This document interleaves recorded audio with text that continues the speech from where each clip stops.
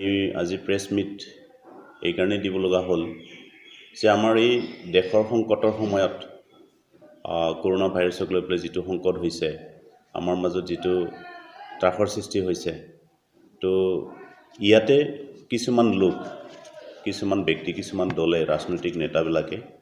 মানে ৰাজনৈতিক মুনাফা আদায় কৰাৰ স্বাৰ্থত ৰাজনীতি কৰিবলৈ লৈছে।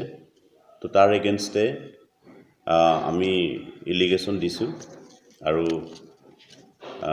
কণ্ডেম কৰিছোঁ যে যিসকল ব্যক্তি আজি সংকটৰ সময়ত, ৰাইজৰ সংকটৰ সময়ত মানে ৰাজনীতি কৰিব বিচাৰিছে, তেখেতসকলক আমি ধিক্কাৰ দিছোঁ। বিগত সময়ছোৱাত আমি দেখিবলৈ পাইছোঁ বা বৰ্তমানৰ চলি আছে যে এছাম লোকে, বিশেষকৈ BPFৰ নেতাকৰ্মীসকলে গাঁৱে গাঁৱে গৈ পেলাই লকডাউনৰ সময়তো মানুহ গোটাই পেলাই মিটিং কৰা আমি দেখিবলৈ পাইছোঁ। মানুহৰ ওচৰত গৈ পেলাই ৰেচন দিয়াৰ নামত মানুহ গোটাই পেলাই তেওঁলোকৰ পৰা ডকুমেণ্টছ লৈ পেলাই ৰেচন দিম বুলি পেলাই মানুহক আভুৱা কৰা আমি দেখিবলৈ পাইছোঁ। তো আমি ইয়াৰ এগেইনষ্টে প্ৰশাসনৰ ওচৰত এলিগেশ্যন দিছোঁ আৰু ইয়াত যি ধৰণে প্ৰশাসনে একশ্যন ল'ব লাগে তেনেকুৱা একশ্যন লোৱা আমি দেখিবলৈ পোৱা নাই। তো আমি ইয়াক অনুৰোধ জনাম, ৰাইজক অনুৰোধ জনাম, সজাগ হ'বলৈ অনুৰোধ জনাম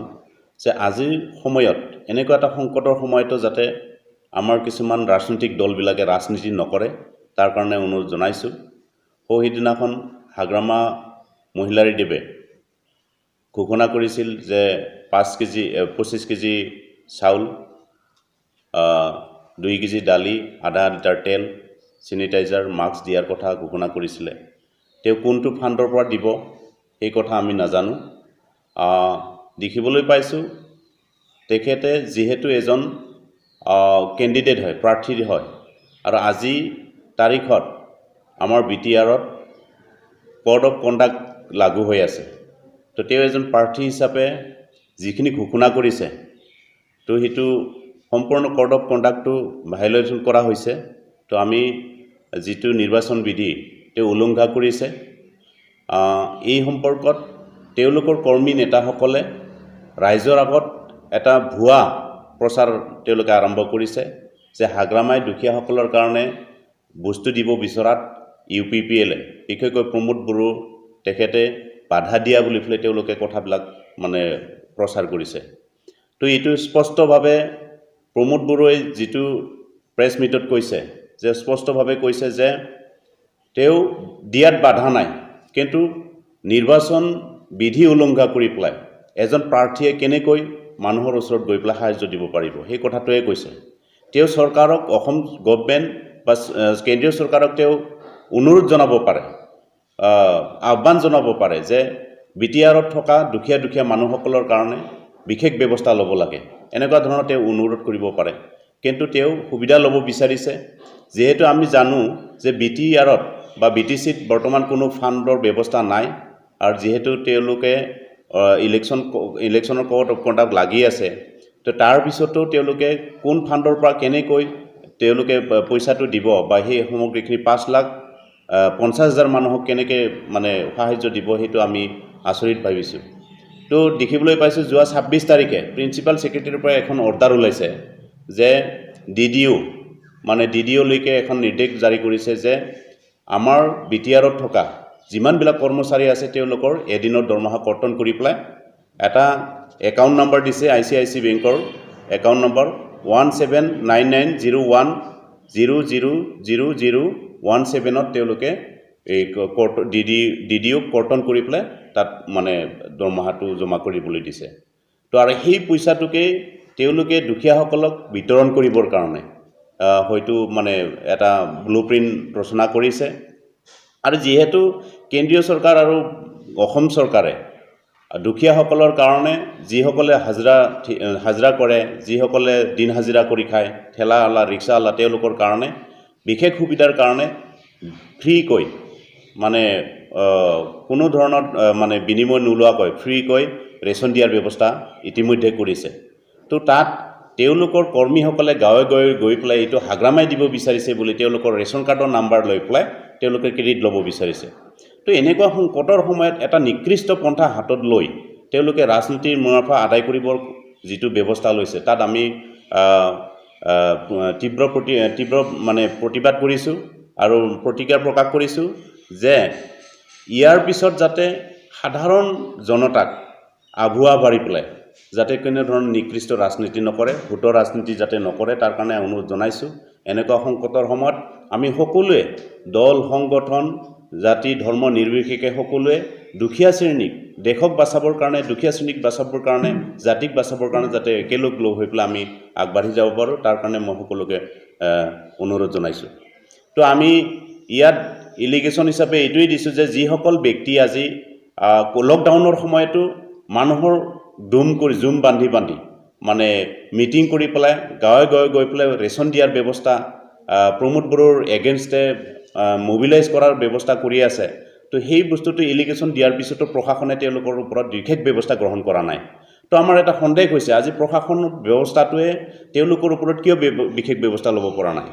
আৰু আমি তথ্য সহকাৰে প্ৰমাণ সহকাৰে তেওঁলোকৰ ওচৰত আমি ছাবমিট কৰিছোঁ আৰু আমি তেওঁলোকক অনুৰোধ জনাইছোঁ যাতে যিহেতু BTR অঞ্চলত BTC অঞ্চলত মানে ইলেকশ্যন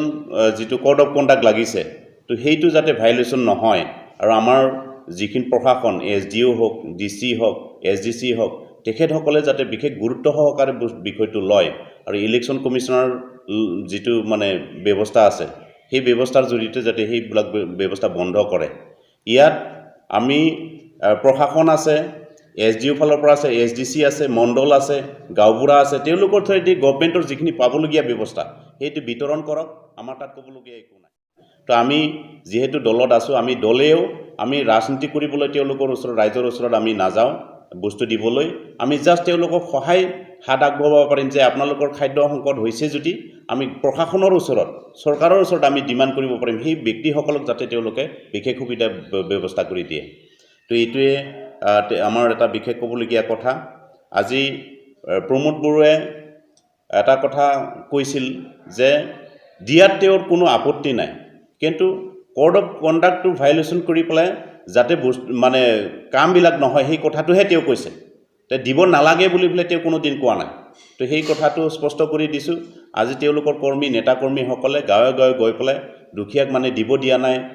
দিয়া নাই বুলি পেলাই এনেকুৱা ধৰণৰ মানে ভুৱা অপপ্ৰচাৰ চলাইছে, সেইটো ইমিডিয়েট বন্ধ হ'ব লাগে আৰু এই এনে সংকটৰ সময়ত যাতে নিকৃষ্ট ৰাজনীতিকৰণ এই ব্যৱস্থাটো বন্ধ হ'ব লাগে। তো ইয়াৰ পিছত আমি আৰু এটা কথা ক'ব বিচাৰিছোঁ যে গাঁৱে গাঁৱে গৈ পেলাই তেওঁলোকৰ কৰ্মীসকলে যিটো ৰেচন কাৰ্ডৰ নাম্বাৰ আৰু ৰেচন কাৰ্ড সংগ্ৰহ কৰি মানুহক আমি মানে ৰেচনটো আমাৰ BPFৰ পৰা দিব বুলি পেলাই তেওঁলোকে যিটো আভুৱা মানে প্ৰচাৰ চলাইছে, আজিলৈকে 1 কেজি চাউল তেওঁলোকে দিবলৈ সক্ষম হোৱা নাই। আৰু আজিৰ তাৰিখত একটা নিকৃষ্ট এটা পন্থা হাতত লৈছে। খৈৰাবাৰী পৰিষদীয় সমষ্টিৰ অন্তৰ্গত যিটো গপচাচুবা VCDC, এই গপচাচুবা VCDCত যোৱাকালি এটা ঘটনা হৈ গৈছে। এতিয়াও তেওঁলোকে মানুহৰ ওচৰত গৈ পেলাই কম্বল বিতৰণ কৰিছে। তেওঁলোকৰ BPFৰ কৰ্মীবিলাকে কম্বল বিতৰণ কৰিছে, টিংপাত বিতৰণ কৰিছে। ইয়াৰ তথ্য আমাৰ হাতত আছে আৰু আমি কালি SDO চিভিল আৰু পুলিচ প্ৰশাসনক জনোৱাৰ পিছত তেওঁলোকৰ তাত মানে গৈ পেলাই বস্তুখিনি মানে হস্তগত কৰিছে আৰু সেই বস্তুখিনি আজি থানাত আনিছে। কিন্তু আজিলৈকে সেই মানুহখিনিৰ ওপৰত বিশেষ কি ব্যৱস্থা ল'ব আমি সন্দেহ লাগিছে যে তেওঁলোকক যাতে বিহিত ব্যৱস্থা লয়। যিসকল ব্যক্তিয়ে আজি মানে কম্বল বিতৰণ কৰিছে, বস্তু বিতৰণ কৰিছে, ৰাতি গৈ পেলাই মানুহক জমকুৱাই পেলাই, তো সেই বিধিবিলাক যাতে উলংঘন নহয় আৰু যাতে কোড অফ কণ্ডাক্টটো সকলোৱে মানি চলে তাৰ কাৰণে আমি চৰকাৰৰ ওচৰত অনুৰোধ জনাইছোঁ যাতে তেওঁলোকে হেৰি কৰে। আৰু আমি দেখিবলৈ পাইছোঁ যে আজি গভৰ্ণমেণ্টে বিশেষকৈ ওদালগুৰিৰ PDA প্ৰজেক্ট ডিৰেক্টৰে কি ভিত্তিত বৰ্তমান BPFৰ চৰকাৰত থকা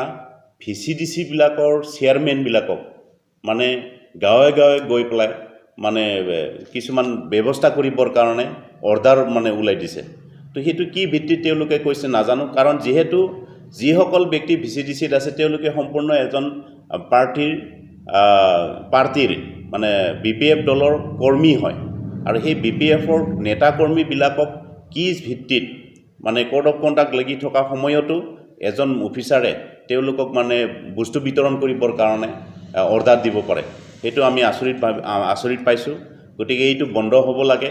ইয়াত যিহেতু প্ৰশাসন আছে SDC আছে SDO আছে মণ্ডল আছে গাঁওবুঢ়া আছে তেওঁলোকক লৈ পেলাই কামখিনি তেওঁলোকে কৰক পুলিচ প্ৰশাসন আছে তেওঁলোকক লৈ পেলাই কামখিনি কৰিব তেওঁলোকে পাৰে তো ইয়াত এটা আমি বায়াস হৈ পেলাই চলাৰ অফিচাৰবিলাকে চলাৰ এটা আমি গোন্ধ পাইছোঁ যাতে সেইটো বন্ধ হ'ব লাগে ভৱিষ্যতে কোনো ধৰণৰ প্ৰশাসনীয় যিখিনি অফিচাৰ্ছ আছে প্ৰশাসনীয় ব্যৱস্থা আছে সেই বস্তুটো যাতে মানে কোনোবা দল বা সংগঠনৰ লগত যাতে বায়াস হৈ নচলে তাৰ কাৰণে আমি অনুৰোধ জনাইছোঁ আৰু ভৱিষ্যতে আমি যিবিলাক ইলিগেশ্যন দিম তথ্য সহকাৰে তেওঁলোকক দিছোঁ তেওঁলোকৰ ওপৰত যাতে বিশেষ ব্যৱস্থা গ্ৰহণ কৰে তাৰ কাৰণে আমি তেখেতসকলক আহ্বান জনাইছোঁ তো ইয়াৰ পিছত আমি আৰু এটা কথা ক'ব বিচাৰিছোঁ যে যিহেতু আমাৰ কৰ্মচাৰীসকলৰ পৰা এদিনৰ দৰমহা তেওঁলোকে কাটিবৰ কাৰণে অৰ্ডাৰ দিছে তো ইয়াৰ আগতে ষ্টেট গভৰ্ণমেণ্টৰ লগত কৰ্মচাৰী পৰিষদৰ এটা আলোচনা মৰ্মে আমাৰ দৰমহাৰ পৰা 20%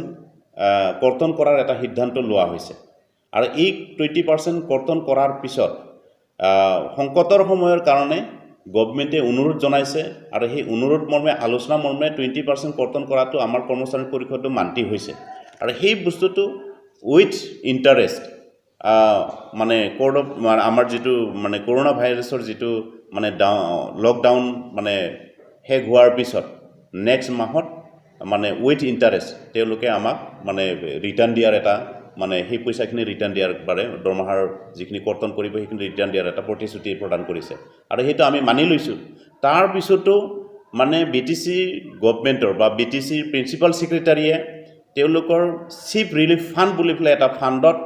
ICICI বেংকৰ যিটো একাউণ্ট নাম্বাৰ তাত মানে একদিনৰ দৰমহা সোমাব দিয়া কথাটো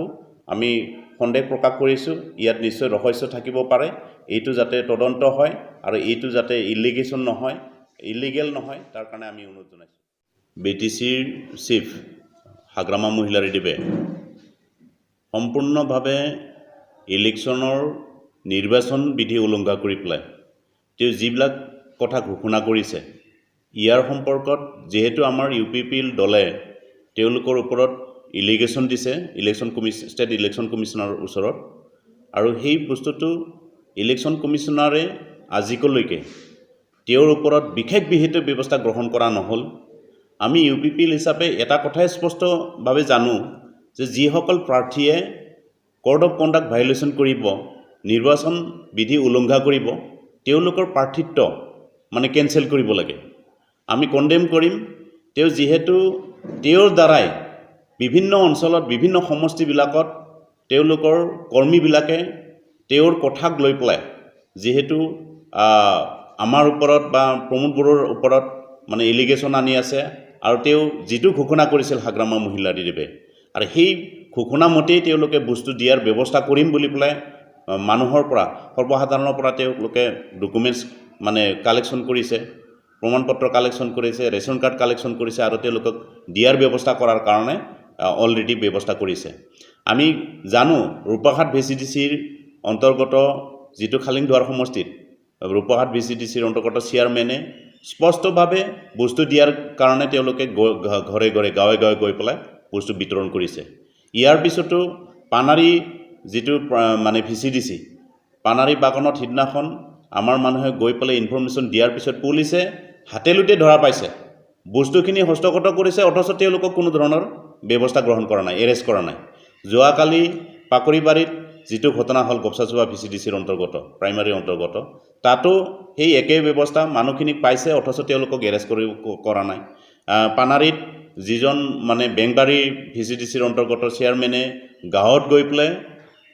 যিটো লকডাউন ভংগ কৰি পেলাই ৰাইজক মিটিং কৰি পেলাই তেওঁলোকে বস্তু বিতৰণ কৰাৰ কথা আৰু বস্তু দিয়াৰ কথা তেওঁলোকে ঘোষণা কৰিছে স্পষ্টভাৱে আমাৰ তাত